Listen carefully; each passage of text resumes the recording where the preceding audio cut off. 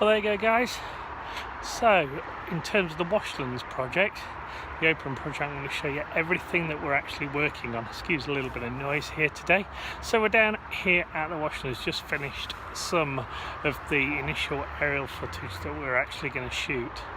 So you can see Washlands behind me now, actually in frame underneath the flyover bypass bridge, bound on the other side, as you can see maybe in the distance by the arches of the railway bridge.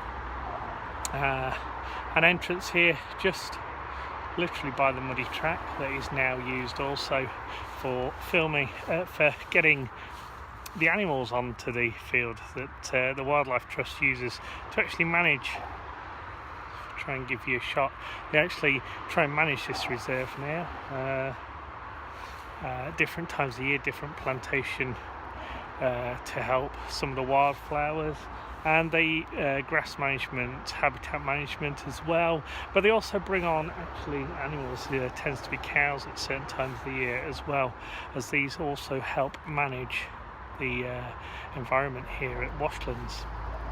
Anyway, now, as I say, we've just been and done the initial set of aerial footage that I was waiting to do as the start of the project, just to give everybody a feel of how high or the size of Washlands. So I've been getting up to quite a height actually, just to give you a view of how big Washlands is and what it's bounded by. So we've got a river down one side, a railway line that runs the other, and a bypass. It forms quite a nice triangular piece of land, reasonably sort of untouched and unnoticed really. You get a few dog walkers here.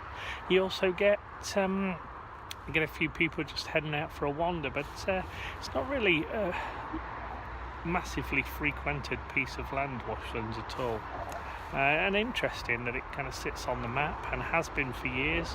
It's had attribution in the past a couple of times, but then there's times when Washlands has no attribution at all, which is quite interesting to see actually.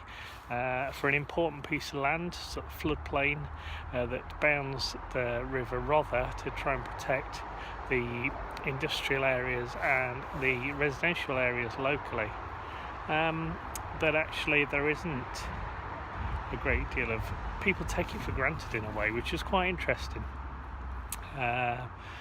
Although, you know, and there's people that use it for both recreation, for walking the dogs, etc. But on the whole, it is taken for granted.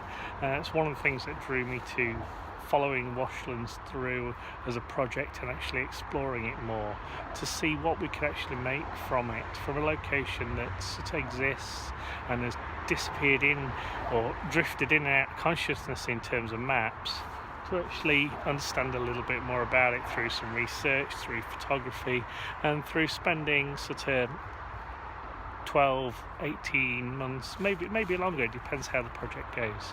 Anyway, so we've been out this morning, we've done some aerial footage. It's been really good.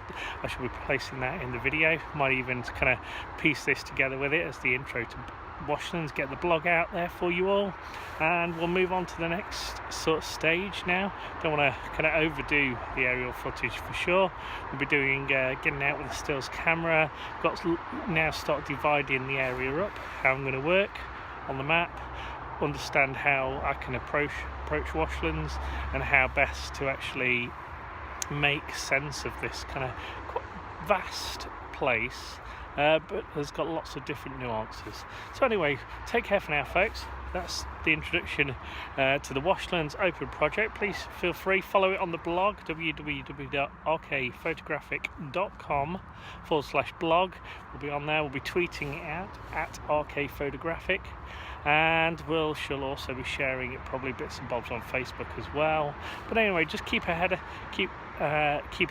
eyes open. Hopefully, I say, things that work, things that don't work. We'll be sharing everything to do with this project. It's full ideation through to realisation and presentation. So it will be the full anatomy of a project. So please do, folks, keep checking in. Any questions, feel free to drop them on Twitter, drop comments on the blog. It'll be fantastic, and hopefully on the way it'll help people make sense of their own projects and just see the anatomy and the workings of a project.